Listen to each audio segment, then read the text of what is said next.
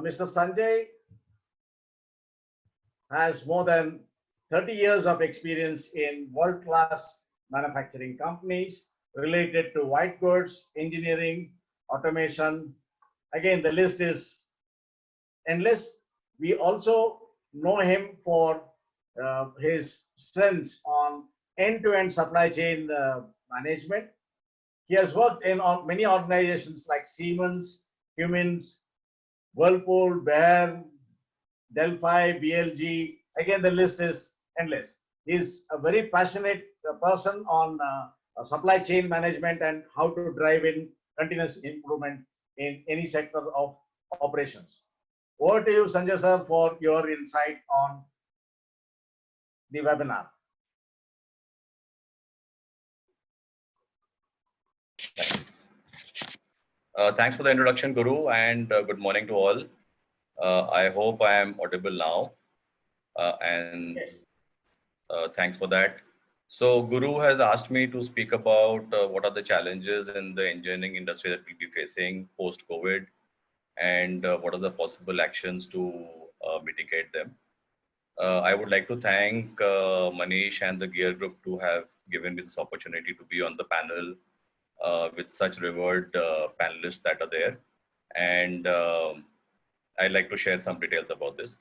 So before I move to the topic, I would really like to add some few positive things about supply chain logistics is that it is growing at a very healthy 11 to 12% growth as compared to 6 to 7% growth of the Indian economy.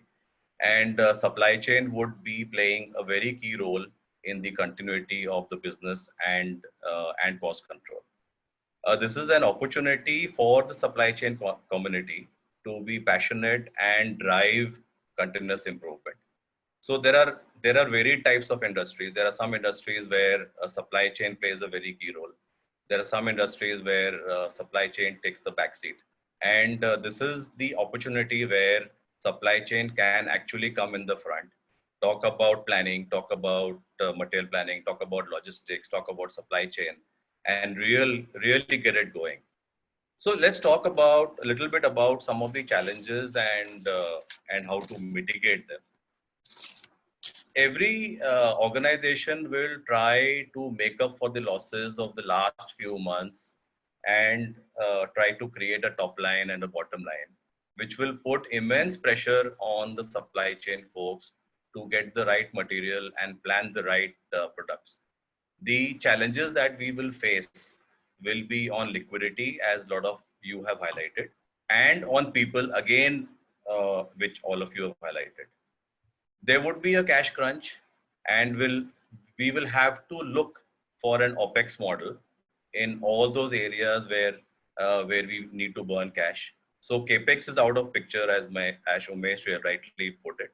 So we need to look at OPEX models. And to look at OPEX models, we will really need to understand the total cost picture. And it has to be a very realistic total cost picture. In a normal situation, the total cost picture is not very clear, or it is hidden, and the discussions take a very long time to decide the final course of action. And if we really want to take the bull by the horn in today's situation and make it a short-term action plan, I think this total cost picture will play a very important role in today's situation. The second challenge is the people. We will have to identify manpower intensive areas and automate them and digitize them. For some of the examples, control towers. We really don't see many control towers available in many organizations. And there are a lot of people involved in understanding the traffic management of the entire vehicles, the drivers and all that.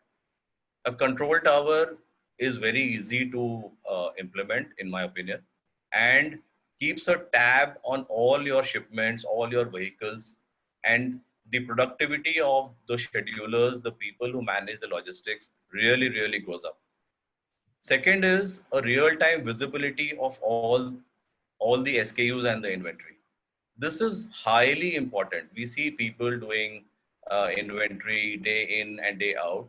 And if this visibility is available, you really increase the the performance of the people down the line. You upskill them actually. You do not allow them to do all those dirty things day in and day out.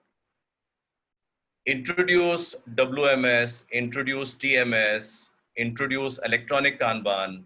These are things which can be done, and it is not being done in many industries. Some industries, like Umesh said, Coke is very, very advanced, but there are many more engineering industries which can do this, and these are all very short-term action plans that can help to do it.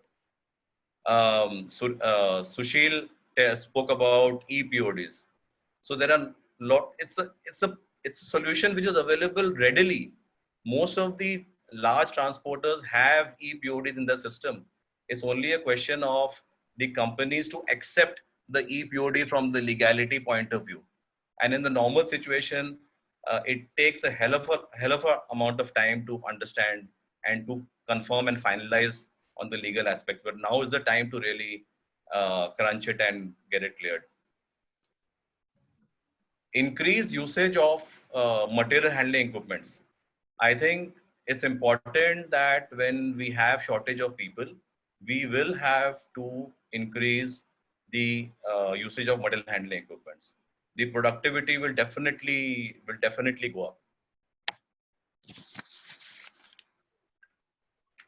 There are something called predictive ETA models using machine learning and artificial intelligence for ocean shipments. We can think about using this. We have to look at all the non-value added activities that we are doing and try to outsource them with a strong governance model. And this is the right time to look at all the NVAs and start outsourcing them. But in my opinion, the most important skill that will be required by the logistics sector would be ability to see the big picture, adaptability, being calm under pressure, effective problem solving skills, being honest to the job, continually seeking improvement, proficiency in project management, and able to manage and release stress. That is my opinion. And thanks, Guru.